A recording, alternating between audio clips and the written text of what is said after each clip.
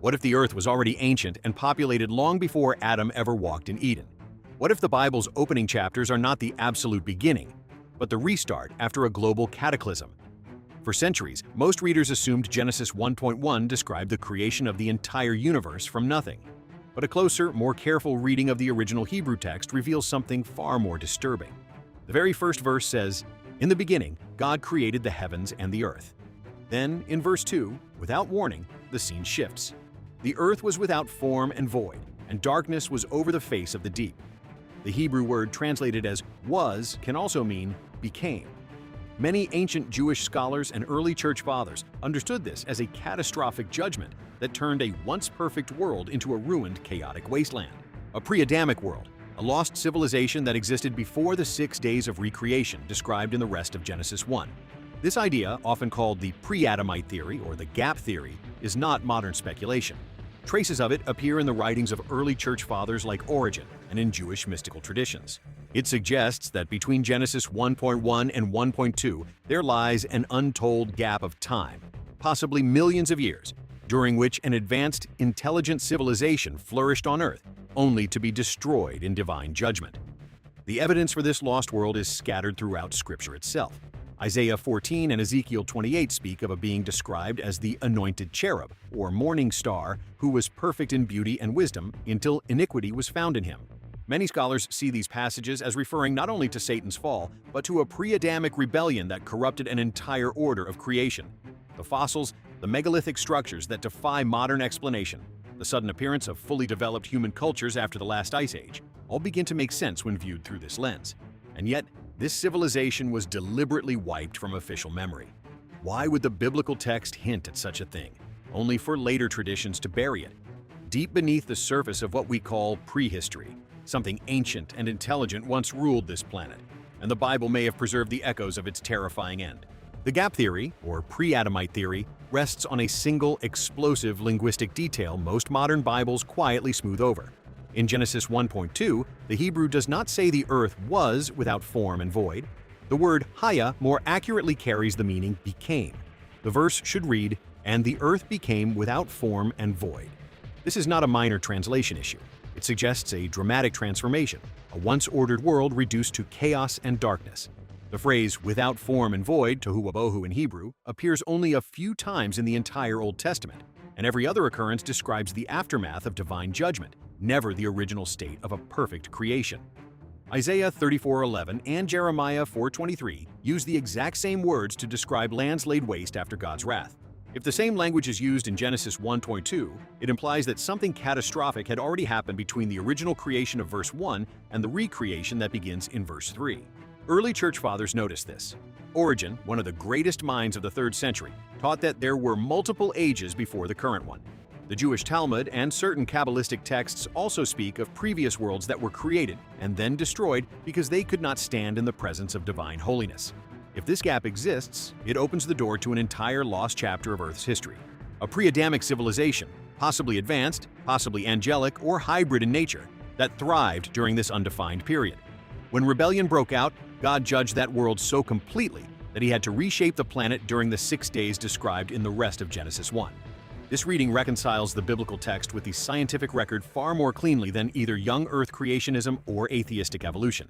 It allows for an ancient Earth with fossils, ice ages, and extinct species, while still placing Adam as the first man of the current redemptive order. But the theory becomes even more compelling when we examine the strange passages that seem to describe this earlier world. In Ezekiel 28, the prophet delivers a lament against the king of Tyre that suddenly shifts into language far too grand for any human ruler. "You were in Eden, the garden of God. You were an anointed guardian cherub. You were blameless in your ways from the day you were created, till unrighteousness was found in you." Many scholars believe this is a dual prophecy, speaking both to the human king and to the original rebel who once ruled over a pre-Adamic order. The same pattern appears in Isaiah 14 with the fall of the morning star, Lucifer.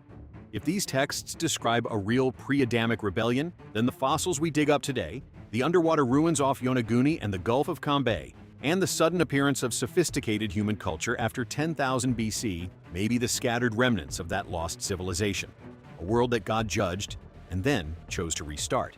If a pre-Adamic civilization truly existed and was judged, we should expect to find physical traces of its destruction, and the evidence is harder to dismiss than most theologians admit. Across the globe, geology records sudden, violent catastrophes that do not fit neatly into either a 6,000-year timeline or slow evolutionary processes. Massive extinction events, particularly the one at the end of the last ice age around 12,000 years ago, show rapid climate shifts, megafauna die-offs, and layers of sediment that speak of immense flooding and upheaval. Underwater ruins discovered off the coasts of Japan, Yonaguni, India, Gulf of Cambay, and the Bahamas, Bimini Road, display structures with precise cuts and alignments that appear man-made, yet date to periods when mainstream archaeology claims humans were still living in simple hunter-gatherer groups. Even more striking are the megalithic sites that seem to predate known civilizations. Baalbek in Lebanon with its 1,200-ton stones, the precision-cut walls of Sacsayhuaman in Peru, and the underwater pyramid-like formations reported in the Atlantic and Pacific. These structures often show signs of having been subjected to extreme forces, as if struck by a cataclysm far beyond ordinary earthquakes or floods. The Bible itself contains scattered references that read like echoes of this earlier world. In Genesis 6, just before the Noahic flood, the text mentions the Nephilim, the mighty men who were of old, the men of renown.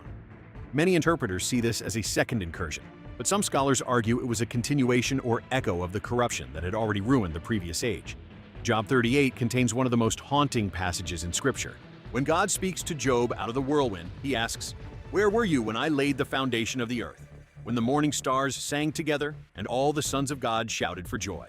This imagery suggests a time of creation filled with joy and celebration among the heavenly host, a scene that feels very different from the dark, formless void of Genesis 1-2. It may be describing the original, pristine creation before the fall of the Anointed Cherub and the subsequent judgment. The flood of Noah, in this reading, becomes the second great reset, not the first. The first reset reduced a previous world order to Tohu wa-Bohu, and the second, through water, cleansed the earth once more so that a new humanity, beginning with Adam, could receive the promise of redemption. This framework explains why ancient cultures worldwide preserve memories of a golden age destroyed by flood or fire. Atlantis in Plato's account, the Sumerian flood stories, the Indian Manu legend, and the Andean traditions of Viracocha. They may all be distorted cultural memories of the same pre-Adamic catastrophe. If this is true, then modern man is not standing at the beginning of history. We are living in the aftermath of at least two divine resets, and the ruins beneath our feet may still carry the fingerprints of beings who once ruled this planet before Adam. At the center of the Pre-Adamite theory stands the most controversial figure in all of Scripture, the being who would later be known as Satan. Many scholars see Ezekiel 28 and Isaiah 14 not merely as poetic descriptions of human kings, but as dual prophecies that pull back the veil on an earlier rebellion, one that occurred long before the Garden of Eden. In Ezekiel, the anointed guardian cherub is described as perfect in beauty, full of wisdom, and covered in every precious stone. He walked among fiery stones on the holy mountain of God. Then iniquity was found in him. His heart became proud because of his beauty, and he corrupted his wisdom. Isaiah 14 adds the chilling detail, "How you are fallen from heaven, O morning star, son of dawn." This being sought to exalt his throne above the stars of God and make himself like the Most High. If these passages describe a real pre-Adamic event, then the fall of Lucifer was not a quiet rebellion in heaven that only affected angels. It was a cataclysm that dragged an entire earthly order into corruption and judgment. The sons of God, who shouted for joy at the original creation in Job 38, may have included this anointed cherub and his followers. When he fell, he did not fall alone.